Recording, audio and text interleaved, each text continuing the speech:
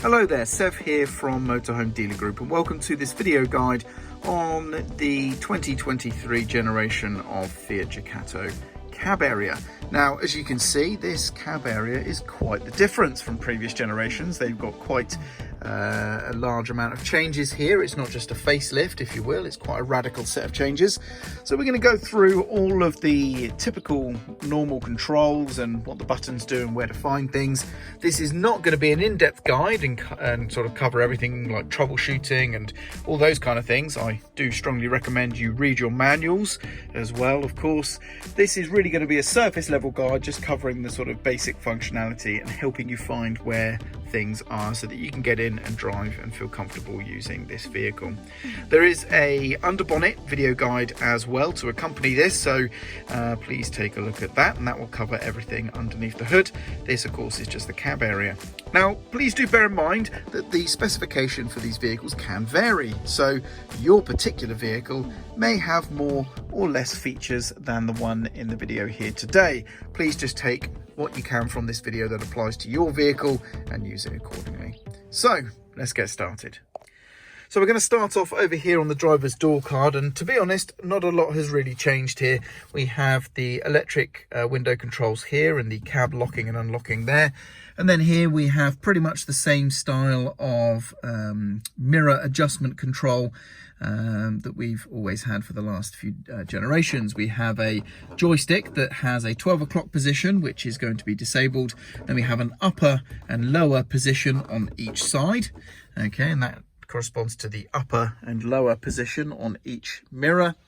And we just point to the mirror we want to change and then adjust it accordingly. It's as simple as that. Here to the side of the steering column, we have the auto stop start functionality toggle here. This particular vehicle has the rear fog lights just here, and then we have the headlight angle adjustment up or down right there. This vehicle has an electronic parking brake, which is controlled just there. And then we have the steering wheel itself, and there's been some large changes here too. So we have controls here for interacting with the various displays and things, including hand-free controls. The cruise controls are mounted here on the right hand side, including speed limiter functionality. And the horn is a push to either side where you see the horn buttons, which can be done with a thumb or with a punch of your palm. The wiper stalk is here on the right, and they've changed it now so that pushing up is a single wipe, and then your other wiper positions are controlled with the twisting collar at the end. Over here on this stalk, which controls your vehicle lights such as indicators and main headlights, we have the headlight on or off here. So we have off or daytime running lights, and then headlights is a twist of the collar like so. You should see a corresponding illumination on your instrument binnacle to indicate that that is the case. We then have your indicators, of course, by going up or down, which does include lane changing with nudges. Main beam can be flashed by pulling towards you and toggled on or off by pushing the control away. They've finally done it properly. For many years they've had a system that's been very easy to accidentally turn on your main beam when you don't want it. This is easy. Flash to, or pull towards you to flash, push away to toggle main beam on or off. Lovely. The vehicle gear stick is here. Now this particular model is a 9-speed automatic. There will be a separate video for this potentially, although I don't really know if I need to do one, because unlike the Comfortmatic gearbox on the previous generations, this isn't really that complicated to understand if you've driven an automatic before. It's very simple, nothing much really to it. But you of course will have a gear lever here for manual gears if you have the manual option. The main sort of entertainment unit is there in the center, below which we have the ventilation controls. Now these have largely stayed the same. We have the temperature control here on the outer left dial, the fan speed on the inner left or lower left. We have the fan position on the outer right dial, and then we have recirculated or fresh air toggle on the inner or lower right dial. Down here we have a series of different buttons. Now we have the hazard warning lights over here. It could be a bit hard to see against the glossy finish of the buttons, but that's hazard warning lights. Mirror demist is here. We have lock the cab there. Passenger airbag warning light is just here. And this will turn off the stability system, which can be handy if you're in a muddy field, because this stability system could potentially cause you some traction issues in a muddy field that will potentially keep you stuck or help you get stuck. So you may wish to disable that in those instances, but otherwise you leave that on. And then we have the volume and on off for the entertainment unit. Okay, so that's how you control that just there. Very snazzy. And then the volume. And then we have a 12-volt socket just here and USB socket just there. Down here, this model does have a USB socket down there as well, above the cup holders. There is a glove box down there, that's not lockable. There is still the old cubby hole under here as well, so you can still make use of that. So here we have the center console device mount here pulled forward. It does slightly obstruct the view of the entertainment unit, but that's a design thing, that's not a fault, that's how it seems to be. To operate this, we simply pull out the control on the left there, the little lever, that releases the tabs. We can then put a mobile device inside here. So if I use my own personal mobile phone, which I'm just fetching from my pocket now, there we go, I can pop that in here like so. And then I'll just lock this shut like so, and now that is firmly in place. The whole unit moves, but my phone is really secure. And then when we're done, I just release like so. I can take my device out, pop that closed, everything locks in, and then we can just push that home like so, nice and firmly till it clips shut. And there we go, that's the center device mount. Now above here we have dome light controls and map light for each side, of course, pretty standard stuff. We have a reversing camera on this particular model in lieu of a rear view mirror. Of course your model or vehicle may be different. Otherwise we have sun visors. It's all pretty standard stuff. Again, like I say, this vehicle has integrated screen blinds. If your vehicle has something similar or the same, please be very gentle with your integrated blinds. They can be very fragile, very easy to break, so just be very, very gentle with them. Otherwise you could end up with a very expensive bill to have them replaced. If you have the seats like this, which are typically a motorhome type seat, not the standard seats, they do have a swivel which is operated by pulling back, and that will release the seat base. So if I show you on mine here, I just pull that back and then the seat can swivel and I can move it around as I see fit. Now they will swivel a lot easier when you're not sat in them, especially if you're my weight. And then to return, we just move back to the driving position, and as you can see, that just locked in place there. And now that's firmly clicked safe. So just make sure that yours are locked forward before you go driving. The cab seats of this particular style can be adjusted. We have two tabs here on the outboard edge of each seat. So where you're the side basically that's right next to the main door. If you pull out the rear tab, that will clip out and basically loosen or release the rear of the seat base so that that can be adjusted. And you adjust it by being sat in the seat at the same time. So you sit in the seat, pull this tab out, and then you use your sort of seating or body position or weight to adjust the height of the bases or the back of the base there. This one will do the front of the base, so you can basically tilt the seat base up or down accordingly based on what you do here. Now if you want to raise or lower the seat, you have to kind of adjust it sort of front to back as you go up or down accordingly, like so. When you're happy with the position and angle and height of the seat base, you then set the seat back as you would traditionally using this dial just here. It's as simple as that. And the armrests here are just adjusted using these twiddlers underneath there. Underneath this particular seat, we do have access here to the underseat. This may be a tray or storage tray in your particular vehicle. This one does have actually the leisure battery for the motorhome in there, but that can vary. Let's go around to the passenger side now. On the passenger side, essentially the same controls are here for the seat. In here we have the vehicle toolkit, which is removed by pulling the front cover off like so. We then turn this from the arrow pointing towards us to the rear of the vehicle. That should then pop up, allowing us to extract the vehicle toolkit. When putting it back, just have this dial facing rearwards, push it down, turn it towards us 90 degrees. That should lock it safe. And then we pop this back in like so.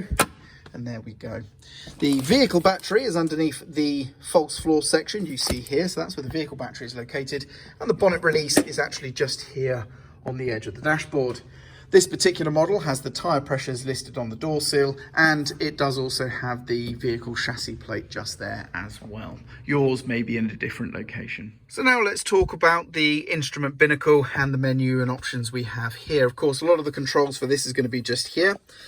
On the instrument cluster, we have the speedometer on the left, and inset is the fuel gauge, and on the right we have the rev counter, and inset is the temperature gauge. Now in the middle you can see we have the main sort of menu or multifunction display. This particular vehicle, being an automatic, has the gear indication at the very top. So as I change gear, you can see that changing to the various different symbols, as you can see. Now on the screen we currently have the time at the very top. I'll see if I can get that in better view. We have the time there at the top, and we have the odometer at the bottom, and then we have the current menu item in the middle, which at this point in time is the battery charge. Now, if I press left or right on these controls here, I can go between the different pages of information. So as you can see here, we have vehicle info. We're going through the vehicle info. So we're going through the different information here. So we have the oil level, the oil temperature, oil life, the battery charge, AdBlue amount, and the time the next service is due. And then if I press up or down on the controls, we're going to go to different stuff. So we have here GSI, which is going to basically looks to be the sort of driving information again in large letters, but it's also telling us the fuel range or the miles per gallon potentially right there.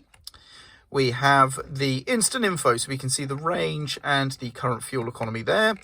We've got trip computer information essentially all the way through this series of screens. And then we have a large digital speedometer, and it does say there, press OK for kilometers an hour if we wish to change that. So that's nice and easy. Then we have vehicle setup. So we press OK to go into settings. I'll do that in a moment. We have alerts, which is going to be sort of warning messages and things like that, or any faults and things that will be in there. We then have, we're back to vehicle info, which you can see is page 3 there. Page 2 is the GSI, page 1 is the instant info. And then, like I say, page 5, as you can see, is vehicle setup. So if I press OK to go into here, we can basically change various settings to suit our needs. We have safety and assist options, display options, and security. Security, we can enable or disable the passenger airbag here if we so wish. It does require a confirmation. We have the speed beep as well, which is going to be an alert when we get to a particular speed. I've just pressed the left button there to go back, essentially. Display is going to allow us to set up different things here. So as you can see, we can set up a dimmer, we can reset the trip computers. Screen setup, we can basically change the different things in here. I'll let you play around with this and find your way through, but it's sort of where you come to customize the vehicle's display to your liking. But yeah, that's basically where we have the various settings. Safety and assist, we basically just have the buzzer volume here, really. There's nothing else there, nothing really to change. But that's basically it for that there. It's pretty handy. These menus largely replace the menus that used to be down here, some of those system settings, but there's actually now, of course, a lot more information available via these different pages of information, which is very good. On the main entertainment unit, things are a bit different here again as well. It's largely a touchscreen based interface. Pressing the sort of grid icon here takes you to the different apps, if you will. So as you can see, we have the radio, we have audio settings, Bluetooth, controls, device manager. We go down here, we have different driver profiles. So we can go in here and we can have different drivers, and they can have different settings based on what driver sort of you wish to be in the vehicle. So that can be sort of handy if you have several people that are likely to drive the vehicle and they have their own preferences. We also have lots of things in here. As you can see, we can turn the screen off, we can connect to a phone, we can change settings here. So this is where we're going to go in to change the sort of settings, and this will be for this and also the vehicle. As you can see, how the brakes are going to operate, how the doors and locks are going to operate. Lots of different setup options in here. Control setups in here, trip information and stuff here as well. As you can see, that was also accessed by the vehicle info there as well.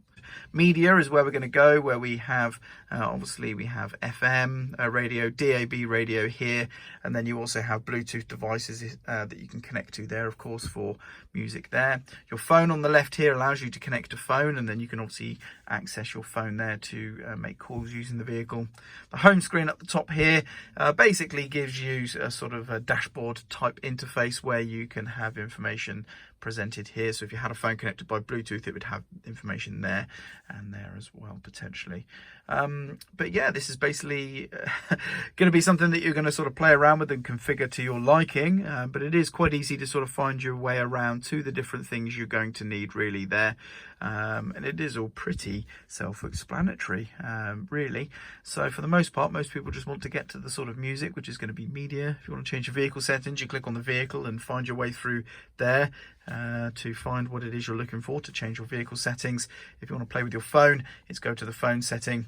It's as easy as that. And like I say, down here is the volume control and then the power on or off to turn the unit on or off as well. And it's as easy as that. And there we go, that about wraps up the video for today, and hopefully you now feel a bit more familiar with the cab area of the 2023 generation Fiat Ducato. Hopefully it hasn't been too confusing. Like I say, there's a lot of drastic changes from the last generation, and I think for the better. It's a much nicer vehicle, much more refined, and feels very, very nice to drive, especially the automatic. If you need any extra help or information, or you're troubleshooting anything, this is where I would say you need to start looking at your vehicle instruction manuals or speaking to your salesperson or handover specialist. But otherwise, hopefully you found this video useful. I'm Sev, and thank you very much for watching.